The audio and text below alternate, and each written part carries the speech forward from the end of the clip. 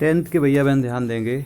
सूरदास जी की व्याख्याओं एक बार ध्यान दें, कौन कौन सी व्याख्याएं आपको करनी है उनका वर्णन यहाँ पर बताया गया है। सूरदास जी की व्याख्या नंबर 1 में है चरण कमल बंदो हरिराई। एक तो इस पद की व्याख्या करेंगे सभी।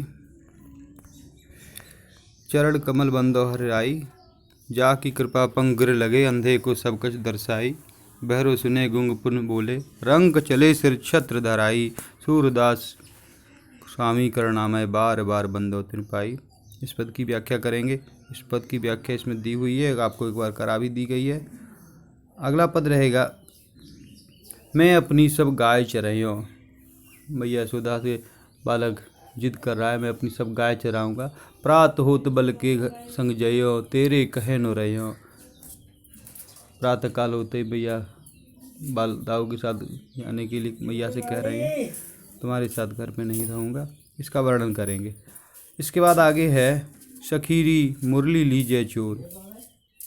गोपियाँ प्लान बनाती हैं किस प्रकार से कन्हैया जी की मुरली चुरा ली जाए, क्योंकि कन्हैया जी हमेशा मुरली को अपने साथ रखते हैं, कभी छोड़ते नहीं।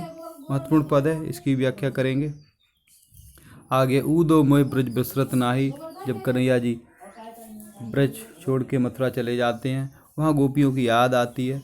उस समय अपने मित्र उद्धव से कहते हैं कि उद्धव मुझे ब्रज भुलाया नहीं जाता, और वहाँ की सारी घटनाओं का वर्णन करते हैं। इसकी व्याख्या करेंगे। आगे उद्धव जाओ तुम्हें हम जाने।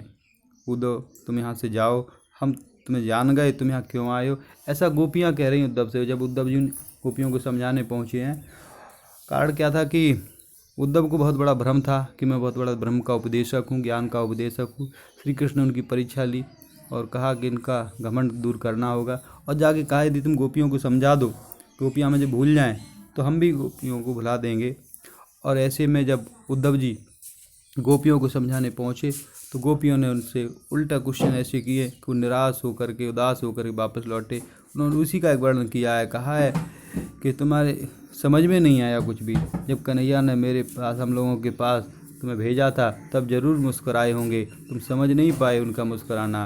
वो तुम्हारी परीक्षा ले रहे हैं, तुम्हारी मजाक बनाने के लिए भेजा। वो तो जानते हैं उनकी अनन्य गोपी उपासिका है। इसका बहुत सुंदर वर्णन किया है।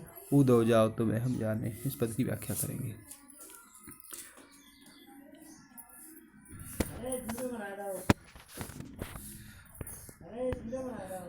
और निर्गुण कौन देश को वासी। इस पद की व्याख्या करेंगे बाद में।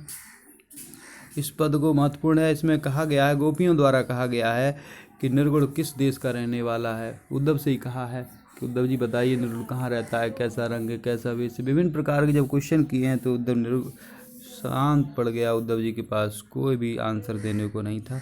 इसका बहुत सुंदर चित्रण यहाँ किया है। इस प्रकार से ये जो 6-7 पद दिए हैं, केवल इन्हीं की व्याख्या करनी है, बाकी सबको याद करना है और पढ़ना है। बाकी सब करा दिया गया है। अगर फिर भी कुछ नहीं आता तो पूछेंगे। इसमें कुछ तिलक उत्तरी प्रश्न भी दिए हैं। सूरदास जी की भक्ति शाखा के प्रमुख कवि हैं, तो कृष्णाश्रयी शाखा के सूरदास जी की कौन सी कृति में से सूरदास जी की है, तो ये जो कृति किस सूरदास जी कौन सी है, तो सूर सागर। अष्टछाप कितने कवियों का संगठन है, तो अष्टछाप 8 कवियों का संग्रह है। इसमें 8 कवियों का एक संकलन है। सगुण मार्गी कृष्ण भक्ति शाखा के प्रमुख कवि इसके सूरदास जी हैं। काव्य सौंदर्य के बारे में दिया, चरण कमल बंदो हरिराई महत्वपूर्ण है। इसमें रूपक अलंकार और भक्ति रस है। निर्गुण रूप रेख गुण जात जगत निरालंब कित धावे, सभ्य धगम विचारे ताते सूर सगुन पद गावे।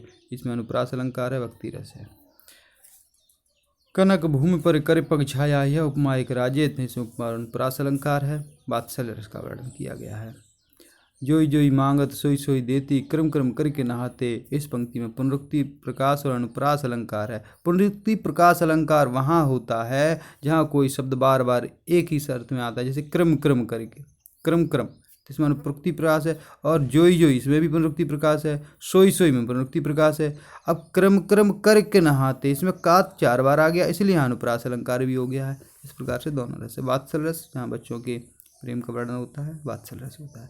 निर्गुण कौन देश को वासी, यहाँ मानवीय गढ़ अलंकार किया गया है, रस हास्य रस है।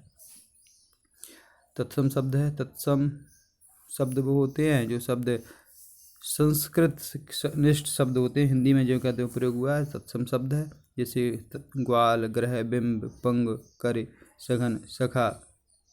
देशज शब्द वो हैं जो अपने देश में प्रयोग होते हैं, स्थानीय होते हैं। छोटा, देव, अलग, लड़े, तो, कान। तद्भव शब्द जो हम बोलचाल की भाषा में प्रयोग करते हैं, संस्कृत अपभ्रंश होते होते तद्भव बन जाता है। जैसे चरण, जोग, इंद्री, पाण, नैन। चरण को शुद्ध कहते हैं तो चरण, जोग को योग, इंद्री को इंद्रिय, पान को